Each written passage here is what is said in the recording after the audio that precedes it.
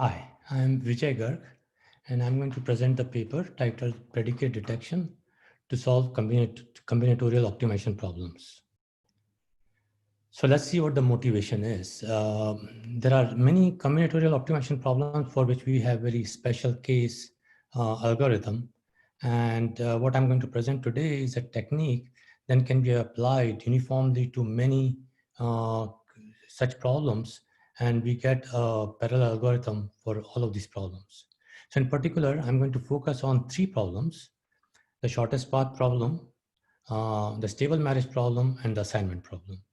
So in the shortest path problem, I'll assume we have a weighted directed graph such that all weights are positive, and somebody gives you a source vertex. And my goal is to find the least cost of reaching any vertex I.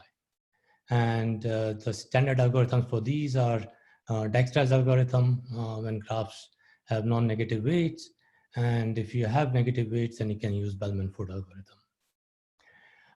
Completely different problem is stable marriage problem, in which we have n men and n women, and each man gives the totally ordered list of preferences, and also women do the same thing. Our goal is to find a matching between them such that it is a stable marriage. There is no blocking pair. Okay? And the standard algorithm for this is Gill-Shapley's algorithm. Yet another problem, I have n items and bidders, and each bidder gives a different valuation for each item. And our goal is to find at what price we can assign these items to the bidder such that all parties, all bidders are happy. Okay, so we are looking for least market clearing prices, and the standard algorithm is Hungarian algorithm or an auction version of it.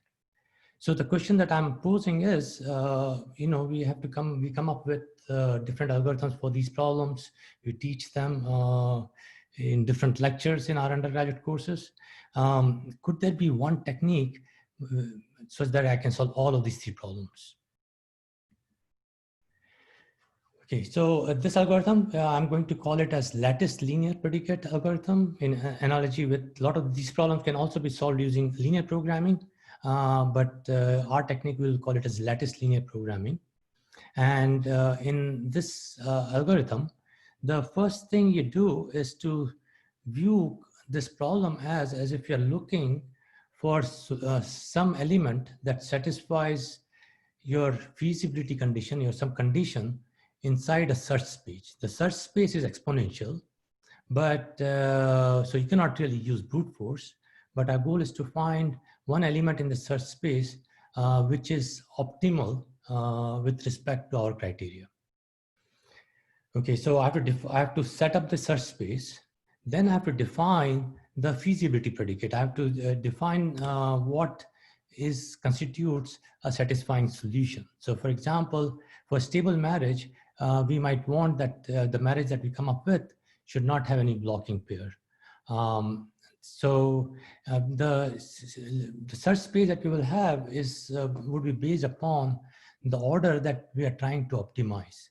So for example, for stable marriage, my order would be that we are trying to optimize with respect to men. So for example, if all men had their top choices, that would be the best thing. But that may not be feasible because many of the men may have the same woman as the top choice. So it cannot constitute a stable marriage. So now we will define a feasibility predicate, which says, well, which assignment, which vectors are good. Okay, the third step of this algorithm is to show that the predicate you've defined satisfies this condition called lattice linearity. If your predicate B satisfies lattice linearity, then you are in good shape and you can apply LLP algorithm right away. Okay, and when you run LLP algorithm, you will get the optimal feasible solution. Okay, so let's go over each of these steps. In the first step, my goal is to set up the search space. So the way I'm going to set up the search space is, my search space is going to be a set of all global states of a computation. So all the people who are familiar with parallel computation, distributed computation, we model it as a process executing a totally ordered sequence of events. So P1 is executing E1, E2, E3, and so on. P2 is executing another totally ordered sequence of events. So this may correspond to a computation in, for example, in a distributed system, and we may have some constraints. So for example, if E2 corresponds to send of a message and F5 corresponds to receive of a message, then we may have constrained that F5 cannot be executed before E2. So this is a POSET, partially ordered set. And this dependency relation, I'm going to call it happened before. And every combination of events, so if I pick say E3, F3, G3, that I have picked one from each of these processes, and that is going to be one point in our search space. Okay, so what is my, I'll have a representation of my search space based upon a POSET, and every global state is a candidate solution. Okay. And we also want our candidate solution to satisfy consistency property. So again, a very standard definition in distributed systems. If I have, this is one combination of states, there's another combination. We'll say, well, if you include any event, F is part of your global state, then if anything happened before that event F, so E happened before F, then you must also include E as part of your global state. Only then we'll call it as consistent. So now my search space is set of all consistent global states.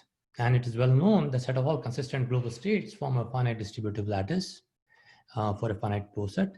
And the order that I'm going to use for this lattice is that component-wise. So if for each process, I can just check if my state is less than or equal to the state here.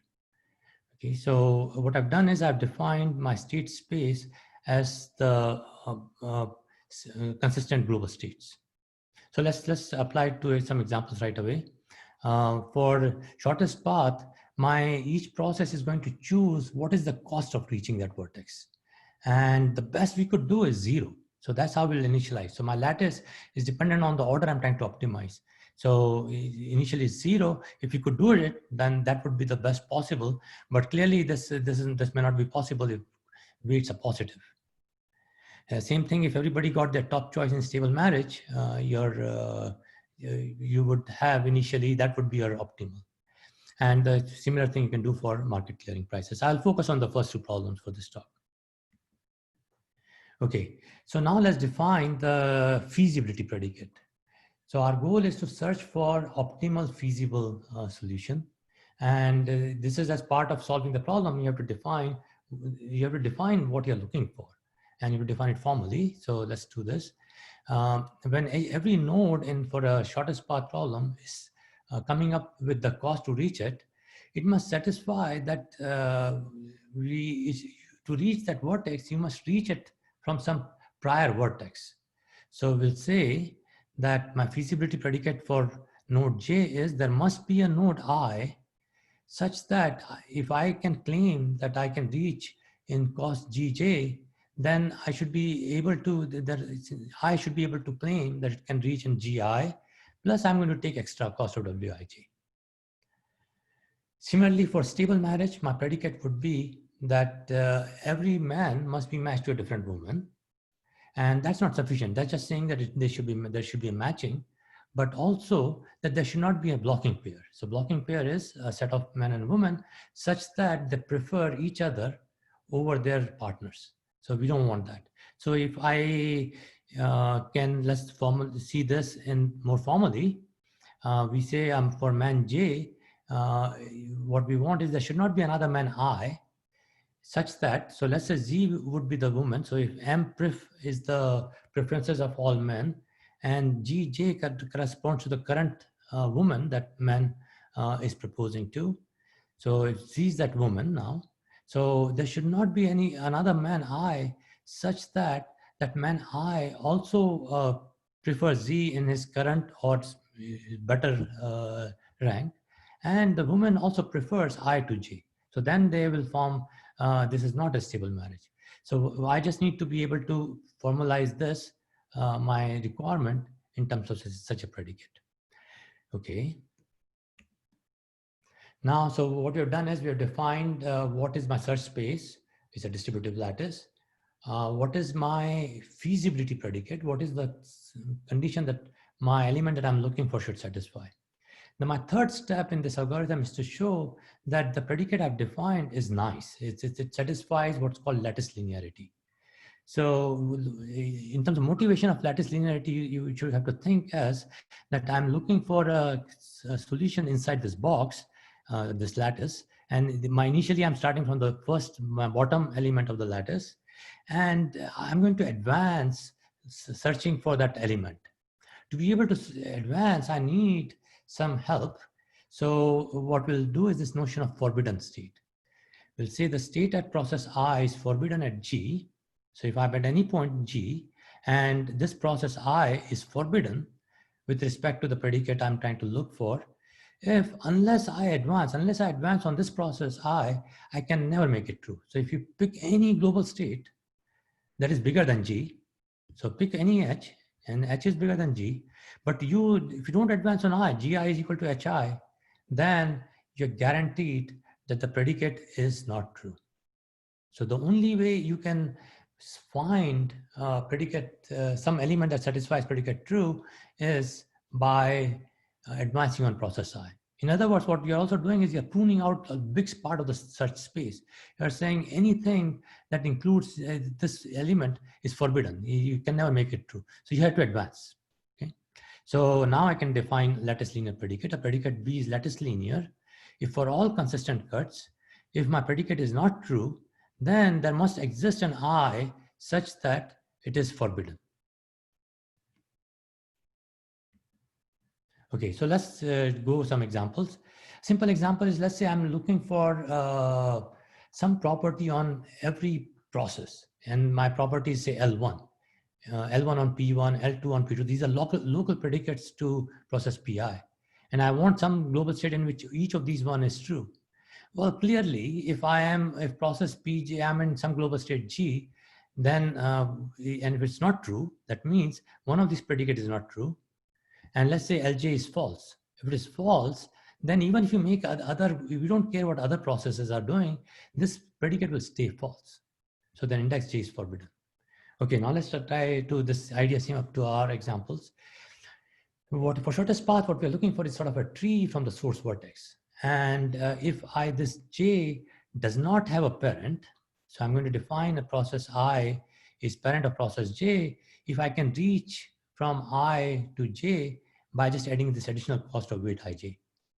So if there is no parent for this J, then even if other people get the parent, even if I increase the value for other processes, this predicate for Gj will stay false.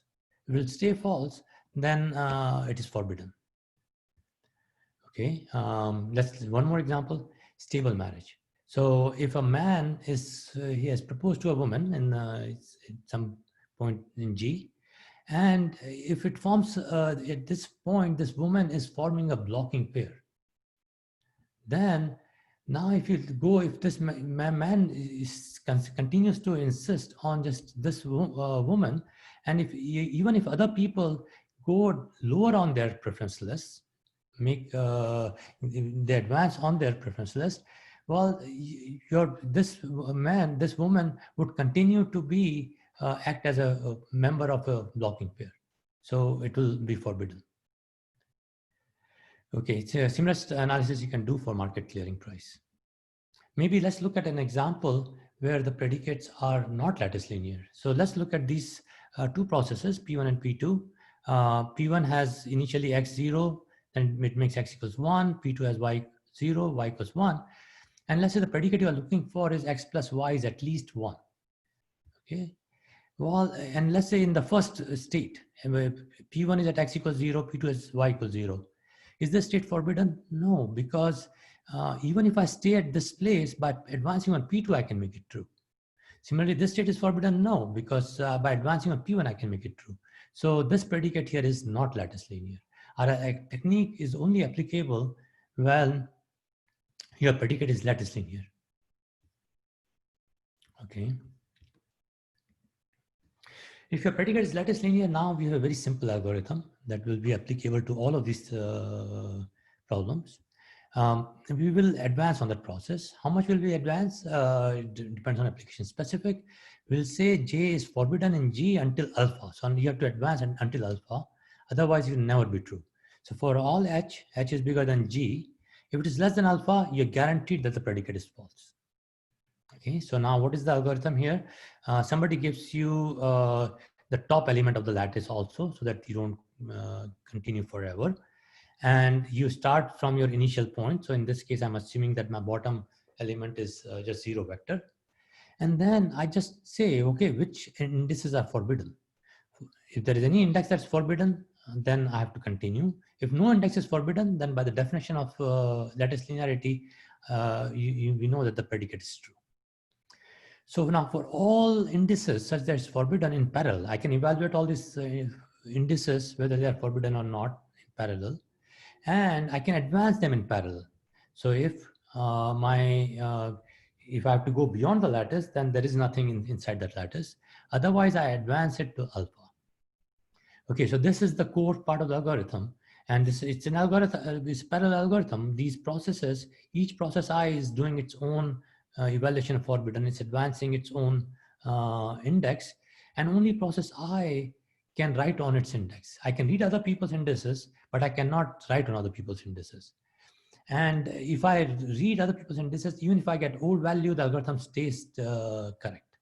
So all processes can asynchronously evaluate forbidden advance in parallel. Only process PJ updates GJ. Okay, so now as soon as I have defined, now I'm done, really. I have defined the forbidden predicate. And if I have shown that my predicate is lattice linear, and you can show them, it's not that hard to show these predicates are lattice linear. I just specify what my input is. My input is mpref for men, rank for women. What's my bottom element of the lattice? Bottom element is everybody prefers their top choice. And let W be the woman that process J is proposing in this state. If it's a blocking pair is there, then just advance. And this algorithm is slightly more general than Gale-Shapley. Gale-Shapley only works when you start with top choices. Now, instead of with one, if I started with some other vector, this algorithm will give me the least stable marriage bigger than that vector. Okay. Similarly, for stable marriage problem, I can define what my forbidden predicate is. I would have the notion of every process should have parent, and I'll also have the notion of fixed. My process J is fixed, and the source vertex is fixed. And if my parent is fixed, then I also become fixed. So I can define fixed in that manner. And my forbidden is that if I'm not fixed, then I should do something. And what do something is essentially corresponds to advancing at least by this amount called Q, which corresponds to in some sense like a heap in Dijkstra's algorithm. And also that I have to have some parent, so that's another factor. So I advance up to this is my alpha function here. And if I ignore this is more general than Dijkstra's algorithm. If I ignore this, I get Dijkstra's algorithm. If I include this, then it essentially generalizes the Dijkstra's algorithm where you can fix more than one vertex. You can do the same thing for if you, instead of lower bound, you start traditionally as upper bound, you define your lattice as starting from infinity, and then you can get Bellman-Ford also in this manner. And similarly, you can get market clearing prices. In particular, or you can also advance, you can also search for some particular condition. So for a stable marriage such that regret of Peter is less than or equal to regret of John. So long as the constraints are lattice linear, now you can apply the same algorithm. So in summary, to solve combinatorial optimization problem, you find the least feasible element, and then you define a feasibility predicate, and you keep advancing till you find the one in which nothing is forbidden, and then you have the correct answer. And you can apply it to many other algorithms. I have Gale's top trading cycle algorithm, Horn's satisfiability algorithm, Johnson's algorithm. The future work is, it assumes that we need the predicate is lattice linear. What should we do if my predicate is not lattice linear? Thank you.